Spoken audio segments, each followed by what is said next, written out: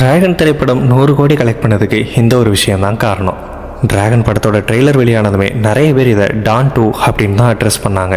ஆனால் படம் டான் மாதிரி தான் இருந்தாலும் கூட சில இடங்கள்ல ஆனால் அதோட கதை அம்சம் டோட்டலாகவே வேற மாதிரி இருந்துச்சு.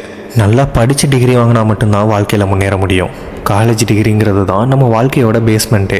அது ஸ்ட்ராங்காக இல்லைனா மொத்தமும் கொலாப்ஸ் ஆகிடும். நான் நல்லா இருக்கணுங்கிறதுக்காண்டி என்ன வேணாலும் செய்யணும்னு நினைக்கிற கெட்டவன் தான். ஆனால் இன்னொருத்தவங்களோட வாழ்க்கையை கெடுத்து அதன் மூலமாக நல்ல நிலைமைக்கு போகிற கேடு கெட்டவன் இல்லை. அப்படி இருக்கவும் கூடாது. வாழ்க்கையில் என்னைக்கோ பண்ணுற ஒரு தப்பு வாழ்க்கையோட நல்ல நிலைமைக்கு வந்துட்டோம்னு நினைக்கும் போது நம்மளை பழிவாங்க வந்து நிற்கும். அதுக்கிட்ட இருந்து தப்பிக்கவே முடியாது. அப்படி தப்பிச்சாலும் அதனால் ஏற்படக்கூடிய குற்ற உணர்ச்சி வாழ்க்கை முழுக்க உங்களை குத்திக்கிட்டே இருக்கும்.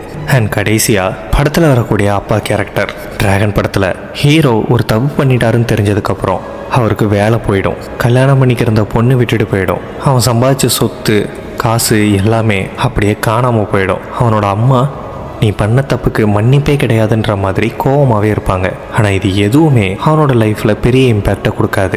இத்தனை பேர் நம்மளை தூக்கி போட்டதுக்கப்புறமும் நம்ம சம்பாதிச்ச எல்லாமே இனி நம்ம கையை விட்டு போனதுக்கப்புறமும் கூட இனி நம்ம யாருக்காண்டி வாழணும் அப்படிங்கிற ஒரு கேள்வி வரும்போது அதுக்கான ஒரு விடையாக தான் அந்த படத்தில் அந்த அப்பா கேரக்டர் இருக்கும். இவன் என்னதான் தப்பு பண்ணியிருந்தாலும் அவங்க அப்பா இவனை ஒன்றுமே சொல்லியிருக்க மாட்டார்.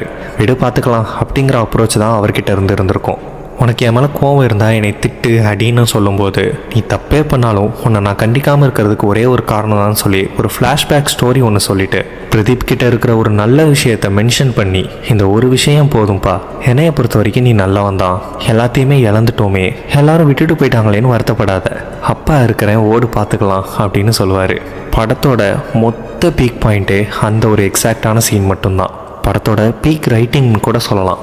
படத்தை டான் 2ன்னு சொல்லவங்களா இருக்கட்டும், படம் பிடிக்கல, நல்லா இல்லை, எனக்கு செட் ஆகலை, கிரிஞ்சாக இருக்குது, ஏற்கனவே பார்த்த ஸ்டோரி தான் அப்படின்னு நெகட்டிவ் விமர்சனங்களை அள்ளி தெளிக்கிறவங்களா கூட இருக்கட்டும். ஆனால் இந்த ஒரு சீனை பார்த்துட்டு கண்டிப்பாக யாரும் குறை சொல்லவே மாட்டாங்க. குறை சொல்கிறதுக்கான மனசும் வராது. படத்தில் நிறைய பேரை அழுக வச்ச காட்சியும் இதுதான். நிறைய பேர்கிட்ட கைத்தட்டல் வாங்கின காட்சியும் இதுதான். படத்தில் சில குறைகள் இருந்தாலும் அதை மறைக்க வைக்கிற காட்சியும் இதுதான். மொத்தத்தில் டிராகன் திரைப்படம் 100 கோடி வசூல் பண்ணிச்சுன்னா அதுக்கு இந்த அன்புன்ற கான்செப்ட் மட்டும்தான் காரணம். இதை படத்தோட டைரக்டர் அஸ்வந்த் மாரிமுத்துவே ஒரு இன்டர்வியூவில் என்ன சொல்லியிருக்கிறாருன்னா, படத்தில் அப்பா கேரக்டரை பையன் கேரக்டர் ஏமாத்துறான். பையன் ஏமாத்துறான்னு அப்பாவுக்கு நல்லாவே தெரியும். அது தெரிஞ்சும் அவர் ஏமாந்துட்டு தான் இருப்பார். ஒரு கட்டத்துக்கு மேலே நீ எவ்வளோதான் ஏமாற்ற முடியாமல் மாட்டிக்கும் போது அப்பையும் ஒன்றும் சொல்லாமல் இன்னசென்ட்டான நல்ல மனசோட உண்மையான பாசத்தோட இதெல்லாம் ஒரு விஷயமே இல்லைப்பா அப்படின்னு அவனை தட்டி கொடுக்கும்போது அப்பா கோவத்தில் அடிச்சிருந்தா கூட அவனுக்கு இந்த அளவுக்கு இம்பேக்ட் அவனோட லைஃப்பில் நடந்திருக்காது. ஆனால் இப்படி ஒரு இன்னசென்ட்டான அன்பான அப்பாவை ஏமாற்றிட்டோமேன்ற அந்த மன உளைச்சலே அதுக்கப்புறம் அவனோட வாழ்க்கையில் அவனை நல்லவனாக மாற்றிருக்கும். அன்பு தான் பேராயுதம். அதை விட பெருசாக வேறு எதுவுமே இந்த உலகத்தில் இல்லைன்னு சொல்லியிருப்பார்.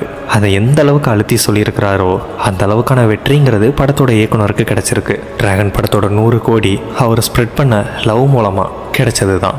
அவ்வளோதான் இந்த வீடியோ பிடிச்சிருந்தா உங்கள் ஃப்ரெண்ட்ஸ் அண்ட் ஃபேமிலியோட ஷேர் பண்ணுங்கள். இது மாதிரியான மோர் இன்ஃபர்மேஷனுக்கு நம்ம சேனலை சப்ஸ்கிரைப் பண்ணிடுங்க.